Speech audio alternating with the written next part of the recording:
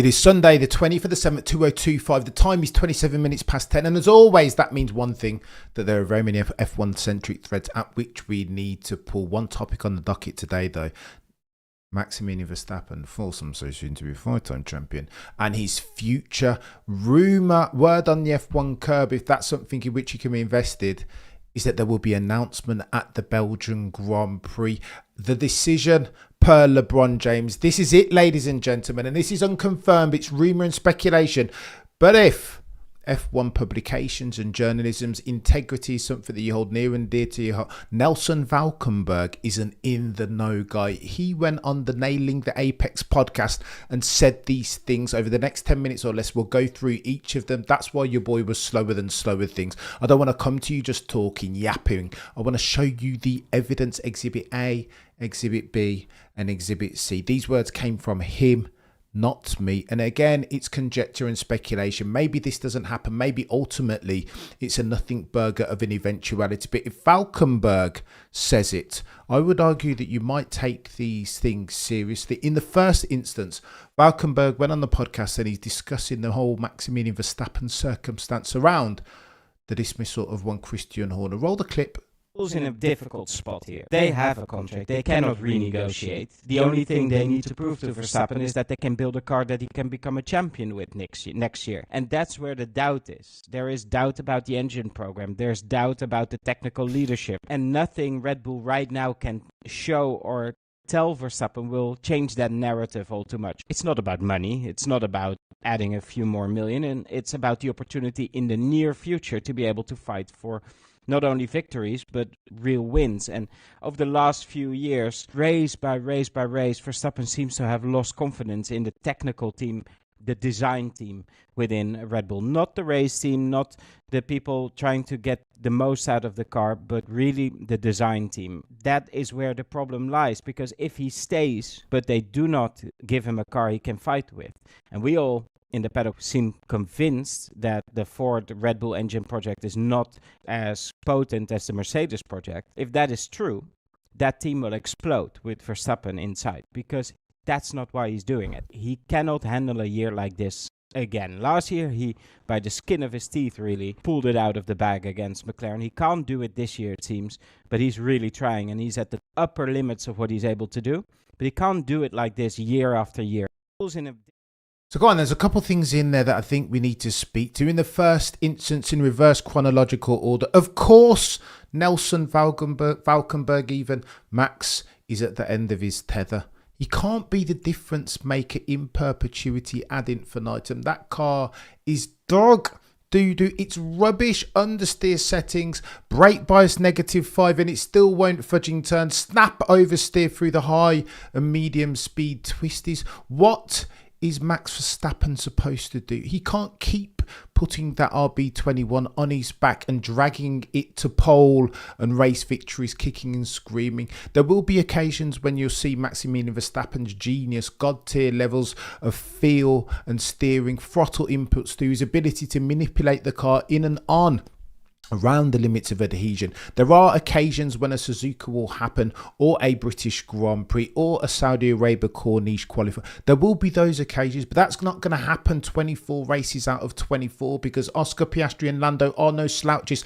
and they, for the avoidance of doubt, have the quickest car. Now, if we're having conversations about the foibles, the multitudinous foibles and travails of the aerodynamic and mechanical variety over at Red Bull, of course, you've got to point some fingers of culpability at Pierre Vacher and Enrico Balbo. They were meant to be the next Adrian Newey. They apparently working independent of Adrian Newey. Remember when they said they hadn't put their feet, that Newey hadn't touched a car since his accident and his fractured skull, and that we were doing all of the work? Do you remember that? Lest we forget it. Well, how about now? Now's the time when you need an Adrian Newey who's going to take a step back and see the F1 wood for the F1 trees, get underneath the car, understand what's going on, what's going wrong with it, and fix for it, troubleshoot for it. But they don't have him. They let him go. Pierre Vacher is meant to be that guy, but he has done nothing since Newey left, if not underperform. And therein lies the problem. Max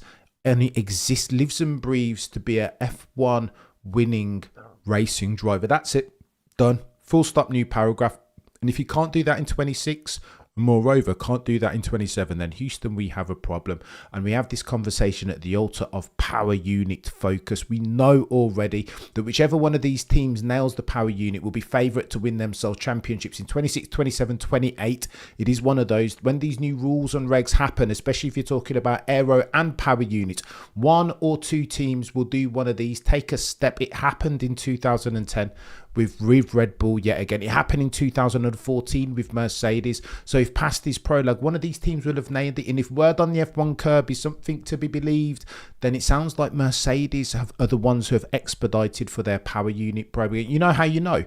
Because multiple sources now are saying the same thing. James Allen said it recently on the Red Flags pod, did he not?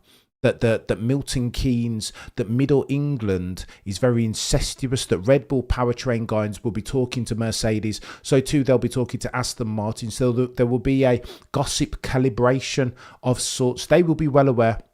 It's not to say that ultimately in 2026 Mercedes will definitely have the whip hand, but as at July of 2025, you can bet your bottom dollar if we're talking about the extent to which these powertrains have expedited for their learning curve, that Mercedes have the whip hand. Oh, and by the way, Valkenburg continues expounding upon the Maximilian Verstappen circumstance and his future. Roll the next clip, Cameron. In a difficult spot here. They have a contract. They cannot renegotiate. The only thing they need to prove to Verstappen in the paddock seem convinced that the Ford Red Bull engine project is not as potent as the Mercedes project. If that is true, that team will explode with Verstappen inside, because that's not why he's doing it. And he cannot handle a year like this again. Last year, he, by the skin of his teeth, really pulled it out of the bag against McLaren. He can't do it this year, it seems, but he's really trying, and he's at the upper limits of what he's able to do. But he can't do it like this year after year, and that's why he's so grumpy in press conferences, and it just doesn't want to engage with anyone. So either they convince him, but I don't know how, or he goes. And then that meeting with Toto Wolff in Sardinia might have really helped.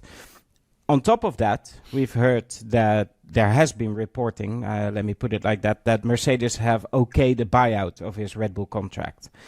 And here comes the Christian Horner part of it into play. Because for me, it would be impossible for Christian Horner to say politically in that team, okay, my star guy, the only one who's bringing home the bacon, as it were, let's let him go. That would be politically impossible for Horner.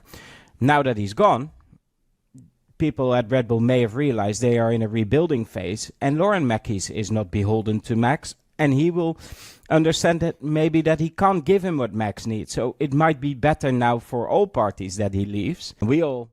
Oh, the humanity. Nelson Valkenburg there saying that this could potentially be sunk cost. That Red Bull, as it was pre-Christian Horner, can't, no, doesn't, no, will not exist as at July of 2025. That potentially the likelihood that Max Verstappen is not part of Red Bull's rebuilding program. That the probability is now done one of these that Christian Horner has left. That Max Verstappen was Christian Horner's guy, and now it's Lauren Mecky's show. Potentially he gets his hands over a George Russell. He would be cheaper, therefore, and some say that he's 80% of the driver that Maximilian Verstappen is. That, ladies and gentlemen, is techier than techie things. Jomo, I don't want Max in the fastest car. Oh, the humanity. Outlaw says everyone has an opinion, but no one knows 100%. We'll know as soon as it's official. Don't disagree, Outlaw, but there is pleasure, no joy to be had in the conjecture and speculation, surely, particularly if you want to understand and forward forecast. Toto is taking Max to a corporate concert. Turtle, fix your fudging car. Imagine, Turtle, can you imagine those words? How prophetic and ironic they were the second that he uttered them on Netflix's Drive to Survive. Jan says the Limburg and Telegraph are close to Max with good info. Listen, if past his prologue, I think Valkenburg, maybe he doesn't bat 1,000 as far as all things Maximilian Verstappen, but he's never a million miles away. And here we get the decision. There's a soundbite in there that I think once we play is going to go around the world. Not too many publications have picked up on this. And this is important chat. Rumour and speculation, of course. Nothing nailed on just yet. You can't broadcast this as fact. But if this happens, this will be gangbusters. A rising F1 beat tide floats all F1 boats. Valkenburg is about to lay out, potentially there will be a press event at the Belgian Grand Prix this next weekend coming, and during that press conference Max Verstappen will lay out potentially his future, whether he'll stay at Red Bull or whether he'll go to Mercedes or somebody else. This is LeBron James level drama, impossible, no pant wetting cinema and theatre. Here's what Valkenburg says, and he touches on it very briefly. I'm fuming at the podcasters for not asking follow-up questions, not the proper ones at least, now that Nelson Valkenburg, man of Viaplay, legend, closer to the Max Verstappen circumstance than you or I and we, drops a bomb that there could be a press event around the Max Verstappen future going into the Belgian Grand Prix race weekend. Roll the clip. And it is easier with Mackies than it would have been with Horner. And that's part of the equation with Horner. Bringing it back to Mercedes, of course, they're getting closer and closer. And we've been hearing rumblings that we might have to prepare for some sort of press event in Spa. But that's very much... it is so unconfirmed. It's one of those rumors that I'll wait and see. So okay. Yeah, does that happen a lot, by the way, guys? Does that... Oh, my gosh. Dude says there might be a press event around Max Verstappen's future, and the podcast, the host, asked, does that happen a lot in F1? Oh, the humanity. You can't even write it. The follow-up questions need to look like this, ladies and gentlemen of the F1 jury.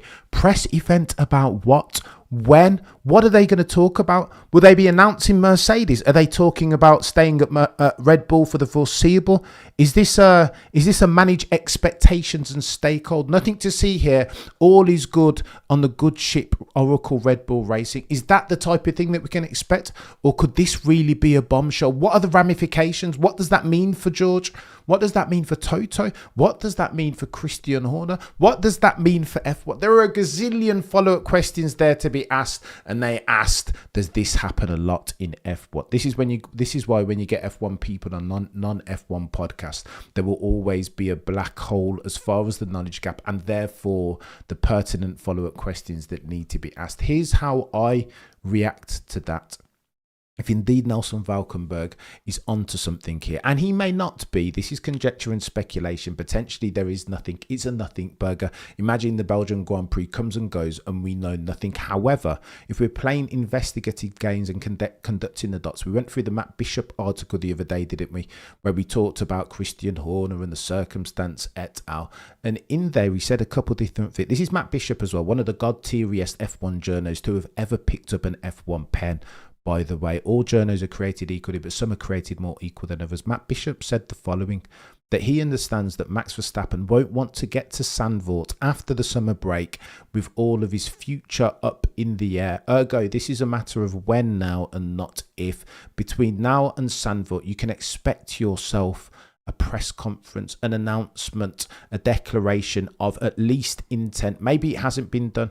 Maybe, notwithstanding the fact that Ola Kalunius has rubber-stamped the Maximilian Verstappen bid from a Mercedes perspective, maybe it hasn't been done just yet, but maybe Max Verstappen realised, and Team Verstappen more pertinently realised, that there is a PR upside to be had on all of this. This is about Max Verstappen. I'd love to come in here and talk about Lewis and Ferrari and Scuderia and all the upgrades that they've got or haven't got, but ultimately those stories fade to black. They are nothing. They are lost in the roundings here. They're 2 decimal places. All that we're concerned about here as an F1 community is what happens to Max Verstappen. Imagine in 2027 at the very latest that he dons the black overalls of the boys and girls from Brackley and Brixton. What? That is a paradigm shift of a thing, arguably bigger than Sir Lewis at the ripe old age of 40, going to the red team with the yellow badge and black prancing horse. That is chaos. And if you're going to pick at threads and details, you heard that Valkenburg, he said that this had been rubber stamped. There was always the desire as far as Toto, the boy who cried wolf. He always wanted to amend for the mistakes of Christmas past, had the opportunity to sign Max Verstappen in 2015, but then there was no room at the Mercedes Inn. And again, he's paid for that, hasn't he?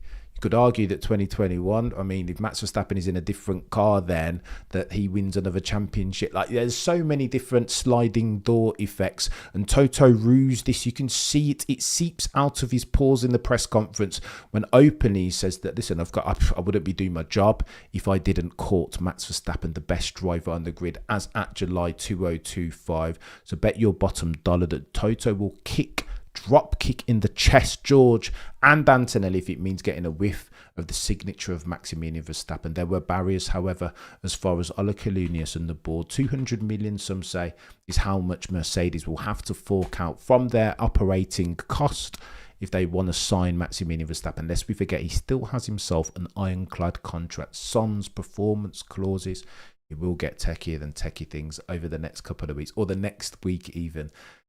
As the bombshell, as we round third base, is that Nelson Valkenburg speculates he's heard rumour that there will be a press event over the course of the Belgian weekend, during which we can expect Max Verstappen, Team Verstappen, to make clear their intentions. Mention no names, LeBron James and the decision. We will get potentially an equivalent event in Formula One.